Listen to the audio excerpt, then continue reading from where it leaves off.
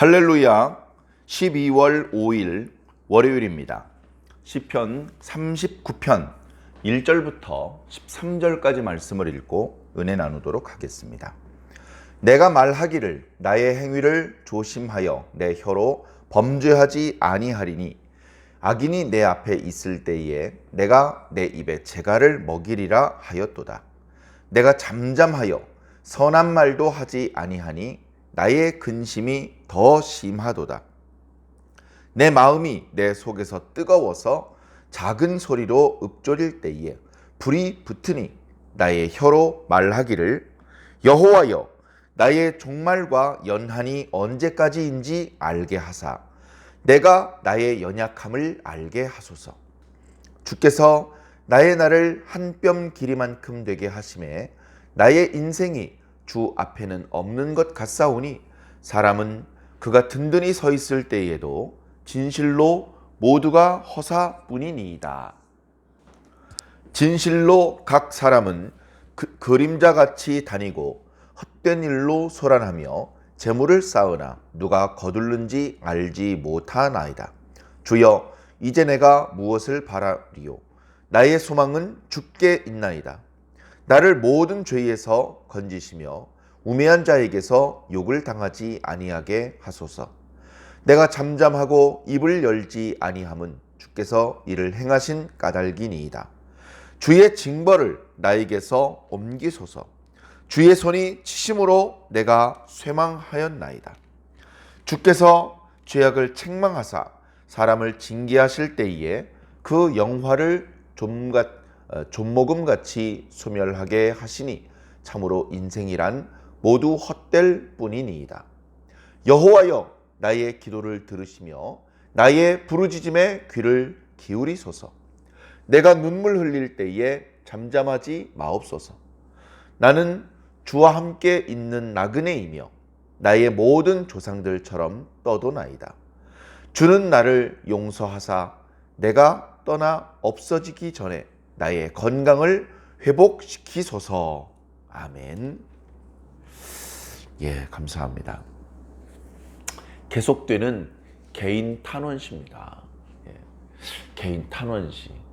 내용을 보면 역시 육체의 고통이 있습니다. 질병이 있죠. 건강을 잃어버린 상태입니다.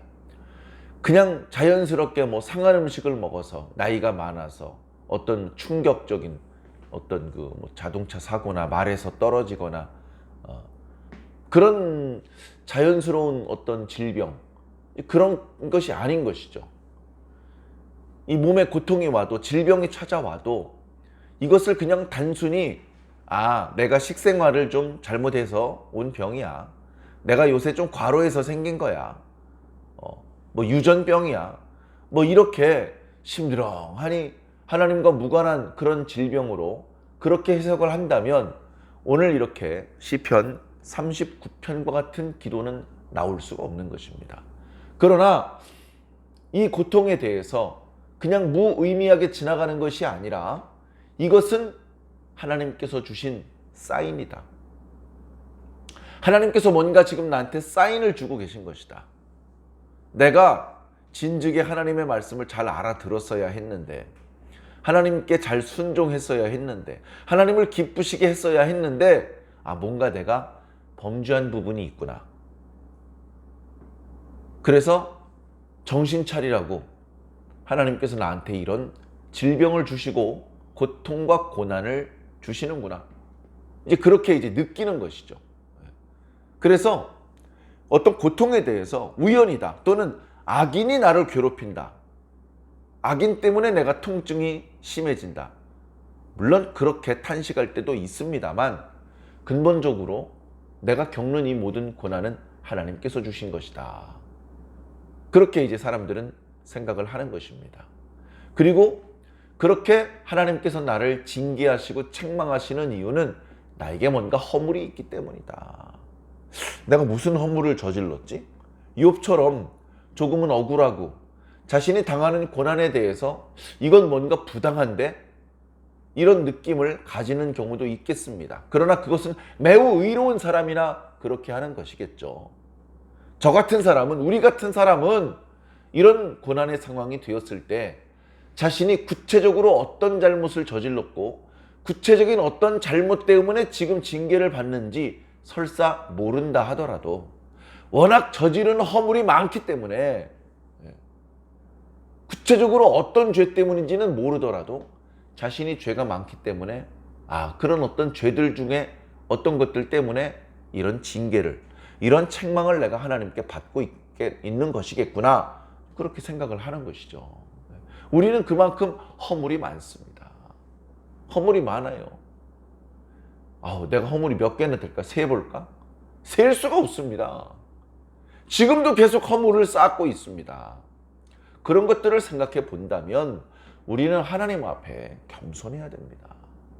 만입이 있어도 할 말이 없습니다. 하나님께서 엄한 눈빛으로 바라보시면 우리는 살 수가 없습니다. 숨을 수도 없습니다. 견딜 수가 없는 것이죠. 그런데 하나님께서 진노의 눈빛을 거두시고 우리를 불쌍히 여기시는 긍휼의 눈빛으로 우리를 바라보시기 때문에 우리를 때리시는 강한 손이 아니고 우리를 어루만지시는 부드러운 손으로 우리를 감싸주시기 때문에 우리에게 희망이 있는 것이고 우리가 연기처럼 사라져버려 없어져 버리지 않고 지금까지 존재하는 것입니다. 겸손하고 또 진지한 마음으로 말씀을 대하는 것이 유익될 줄로 믿습니다. 자, 오늘 이 시인은 의인입니다. 하나님의 이름을 부르고 하나님께 간구하고 하나님의 도와주심을 간청하는 그런 기도를 올리는 자가 의인이 아니라면 도대체 누가 의인이겠습니까? 죄가 하나도 없는 완벽한 의인은 아닌지 모르겠습니다만 그래도 하나님께 소속된 자라고 분류할 수밖에 없는 하나님 편에 속한 자입니다. 그가 오늘 말씀을 보니까 뭔가 결심한 게 있어요. 내가 나의 행위를 조심하여 내 혀로 범죄하지 않을 것이다. 이런 결심을 했어요. 나의 행위를 조심한다. 내 행위가 의인으로서 저지르면 안 되는 그런 행동을 저지르지 않을 것이다. 다르게 표현하면 의인이 걸어가야 될 길이 있는데 그 길을 벗어나서 다른 길로 나가지 않을 것이다. 나는 나에게 주어져 있는 길을 가겠다. 나에게 주어져 있는 삶을 살겠다. 내가 선택해야 되는 방법으로 내 인생을 살겠다. 그리고 그 과정에서 혀로 범죄하지 않겠다. 전에 그런 말씀 드렸던 기억이 납니다. 우리가 죄를 지을 때 행동으로 죄를 저지른 경우가 많이 있죠. 그리고 그거보다 더 많은 경우 말로 범죄할 때가 있습니다. 그리고 몸으로 행동으로 저지른 죄와 입술로 저지른 죄를 합한 것보다 더 많게 마음으로 생각으로 죄를 저지르는 경우들이 있습니다. 우리는 정말로 하나님 앞에 고개를 들 수 없고 입을 뗄 수 없는 죄인이죠. 자, 그러나 이제 그런 것들을 깨달은 이 의인이 나 이제 하나님의 백성답게 살 거야, 이렇게 결심을 했다는 겁니다. 그리고 입술로 그동안 범죄를 많이 저질렀다는 걸 깨닫고 내가 다시는 입술로는 하나님께 범죄하지 말아야지, 실수하지 말아야지, 이런 결심을 했다는 겁니다. 입을 열면 사리에 맞는 그런 말을 할 때보다 실수하고 범죄할 때가 많다 보니까 아예 입을 열지 말아야지, 이제 이런 결심을 한 것입니다. 뿐만 아니라 이렇게 말하고 있습니다. 악인이 내 앞에 있을 때에 내가 내 입에 재갈을 먹이리라. 재갈을 먹인다는 것은 나도 모르게 말을 하려고 해도 강제로 입을 틀어막아서 말하지 못하게 하는 상황을 말하는 것입니다. 악인이 있습니다. 악인과 상대하고 악인과 대화를 나누면 의로운 말을 쏟아내기 어렵습니다. 화가 치밀어 오를 수도 있고 여러 가지 악인의 속임수에 걸려 들어갈 수도 있고 그러다 보면 말실수를 할 수도 있습니다. 입술로 범죄할 수도 있습니다. 그러니 악인과 함께라면 더더욱 아예 입을 열지 않겠습니다. 아예 입에 재갈을 먹이겠습니다. 순간적으로 욱 분노가 치솟아서 그런 실수나 범죄조차도 저지르지 않기 위해서 아예 재갈을 물려버리겠습니다. 뭔가 하나님 앞에 더는 실망시켜드리고 싶지 않은 그런 진실한 그런 마음이 느껴지는 것이죠. 자, 그러다 보니까 2절에 내가 잠잠하여 선한 말도 하지 않았다. 악한 말은 당연히 하면 안 되죠. 그러나 선한 말은 해도 될 것 같습니다. 그런데 이 시인은 아예 아무 말도 하지 않기로 결심을 하고 입을 꽉 다물어 버린 것이죠. 그래서 선한 말도 안 해버렸습니다. 그랬더니 어떻겠습니까? 답답하겠죠. 답답하겠죠. 거기다가 마음속에 근심이 점점 심해진다라고 표현하고 있습니다. 자, 그러다 보니까 점점 마음이 속에서 뜨거워집니다. 네? 그래서 작은 소리로 속삭였을 뿐인데 불이 붙었다. 그렇게 지금 속이 뜨거워졌다. 자, 그리고 드디어 어금니를 꽉 깨물고 입을 열지 않고 있다가 드디어 입을 열어서 말을 했다라고 3절에 기록하고 있고요. 그 내용이 4절 이하에 나타나고 있습니다. 입을 드디어 열었는데 사람에게 말하는 것이 아니고 하나님께 말하는 것입니다. 다시 말해 하나님께 기도를 올리는 것입니다. 하나님께 기도를 올리기 위해서 입을 열었다는 것입니다. 물론 하나님께 기도할 때도 입 열지 않고 마음으로 묵상으로 기도할 수 있습니다. 그러나 간절하면, 그러나 절박하면 입술을 열어 기도할 수밖에 없는 것이죠. 그래, 더 이상은 견딜 수 없어서 입술을 열어서 간절한 마음으로 하나님께 뭐라고 간청을 했느냐? 하나님, 나의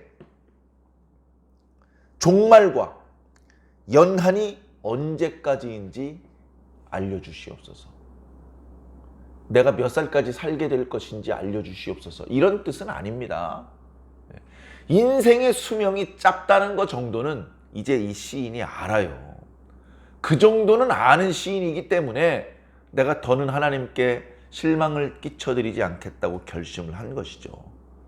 그래, 그 뒤에 보면 그런 표현이 나오지 않습니까? 5절에 주께서 나를 한 뼘 길이만큼 되게 하셨다. 그만큼 짧다는 겁니다. 인생의 수명은. 그러다 보니까 나의 일생이 주님 앞에는 없는 것이나 마찬가지입니다. 든든히 서 있는 것 같아도 결국은 뭡니까? 결국은 허사다. 아무것도 아니다. 물건품이다. 잠깐 있다가 사라지는 연기다. 인생의 연약함을 스스로 알고 있습니다. 그러면 나의 종말과 연한이 언제까지인지 간절히 여쭈어봤던, 왜 여쭤본 겁니까?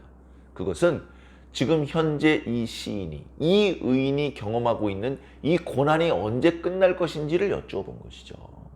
하나님, 너무나 고통스럽습니다. 인생의 수명이 짧다는 것은 압니다만 지금의 이 고통이 너무 크다 보니 하나님, 이 고통으로부터 언제쯤 벗어날 수 있는 것입니까? 제가 얼마나 더 참으면 되는 것입니까? 이제 이렇게 너무나 고통스러우니까 탄식하듯 하나님께 여쭈어 보는 것이죠.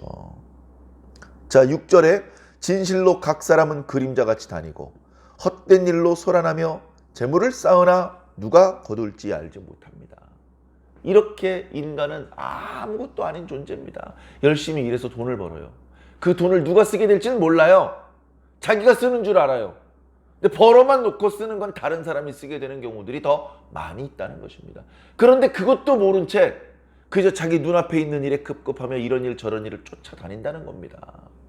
이렇게 인생은 미련하고 한 치 앞을 내다보지 못하는 민물이나 마찬가지입니다. 저도 하나님의 은혜를 입고 있지만 저도 마찬가지입니다. 그렇기 때문에 어떻습니까? 7절 주여 이제 내가 무엇을 바라겠습니까? 나의 소망은 오직 주께 있나이다. 요런데 오직이라는 단어가 들어가면 참 잘 어울릴 것 같습니다. 나의 소망은 오직 주님께 있습니다. 고통 중에 있고 이 고통이 언제 끝날지도 알지 못하고 인생은 지혜롭지 못해서 스스로 그 고통에서 나올 수도 없고 의지할 때가 악인을 의지해야 되겠습니까? 옆에 있는 의인을 의지할 수 있겠습니까? 하나님을 의지하는 수밖에 없는 것이죠.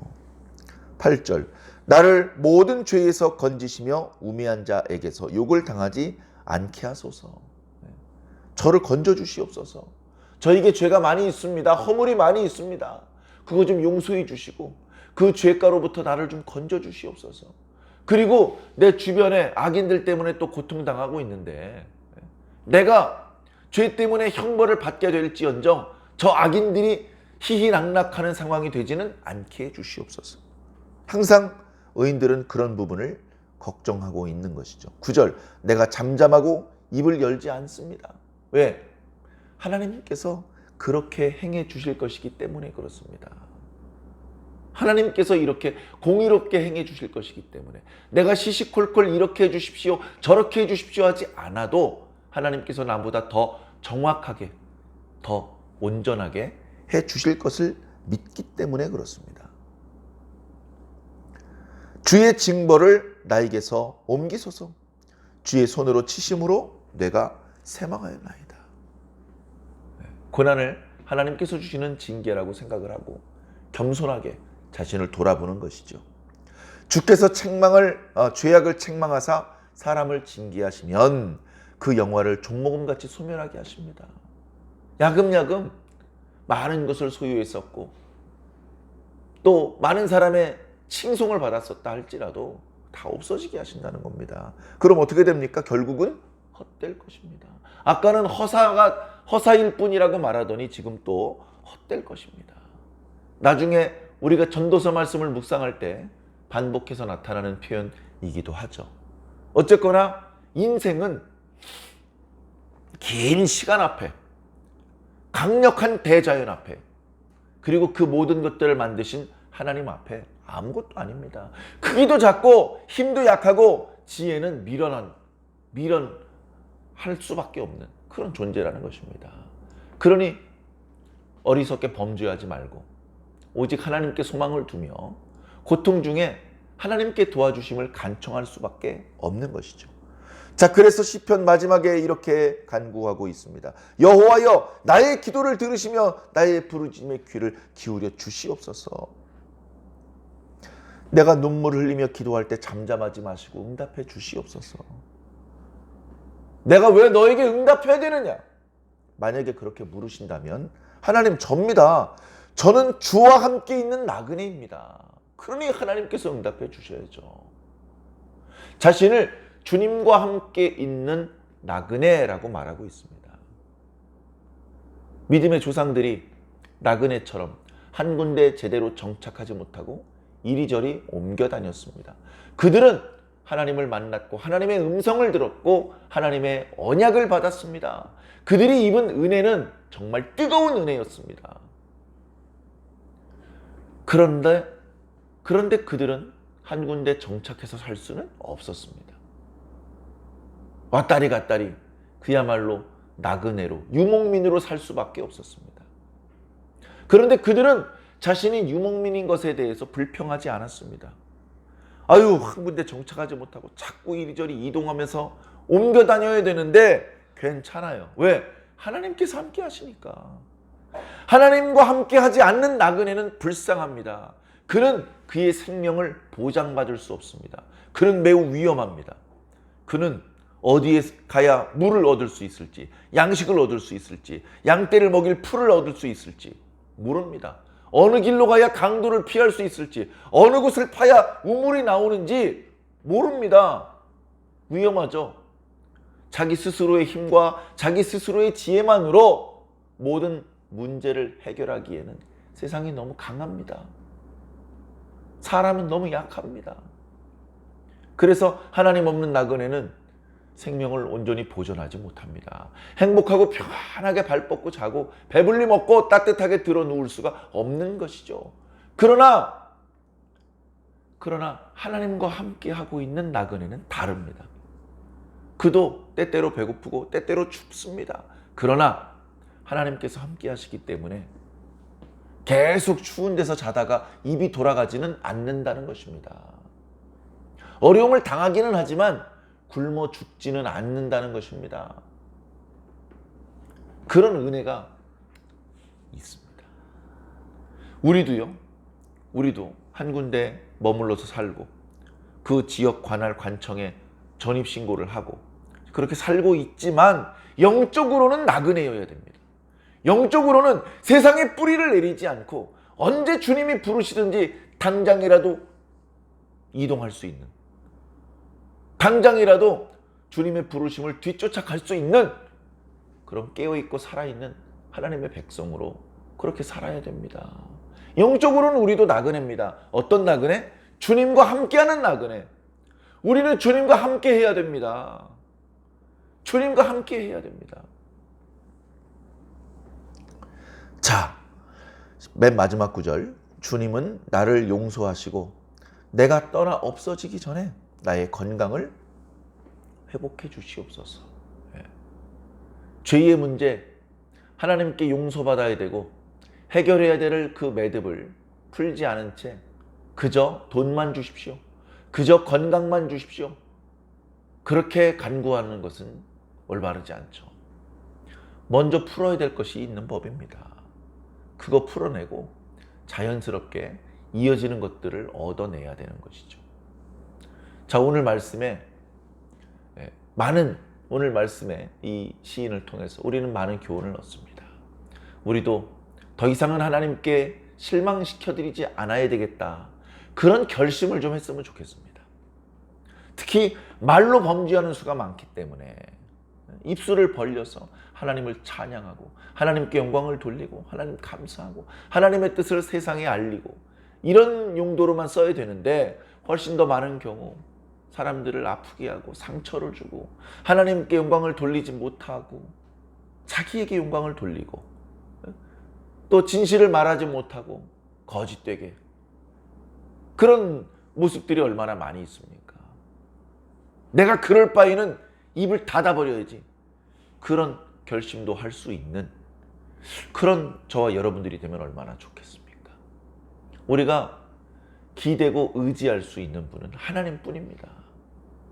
우리는 다름 아닌 그분의 이름을 부르면서 그분께 기도해야 됩니다. 감사의 기도가 됐든 탄식의 기도가 됐든 우리는 아침 저녁으로 날마다 주의 이름을 부르는 자가 되어야 합니다.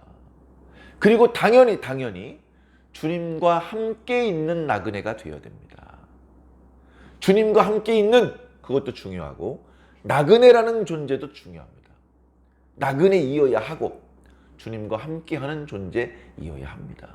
그런 상태에서 주의 이름을 부를 때 주님은 우리의 죄를 용서해 주실 것이고 우리의 질병을 치료해 주실 것입니다. 우리가 지금 당하고 있는 고난은 그리 오래가지 않을 것입니다. 비록 우리의 인생 전체의 길이는 결코 길지 않는다, 그 사실은 바뀌지 않겠지만, 그러나 그 짧은 인생을 의미 있고 가치 있고 보람 있게 하나님께 인정받을 수 있고 하나님께 칭찬받을 수 있는 방법으로 살 수는 있을 것입니다. 사랑하는 성도 여러분, 지금도 이 말씀을 읽고 이 말씀을 듣고 있다면 여러분들은 하나님께 속한 자로 분류될 그런 사람일 것입니다. 조금 더 힘을 내시고 분발해 주시기를 바랍니다. 오늘 하루도 다소간의 어려움이 있겠지만 낙심하고 포기하고 좌절하지 마시고 한 번 더 주님의 이름을 부르시고 한 번 더 힘을 내서 떨쳐 일어나시기 바랍니다.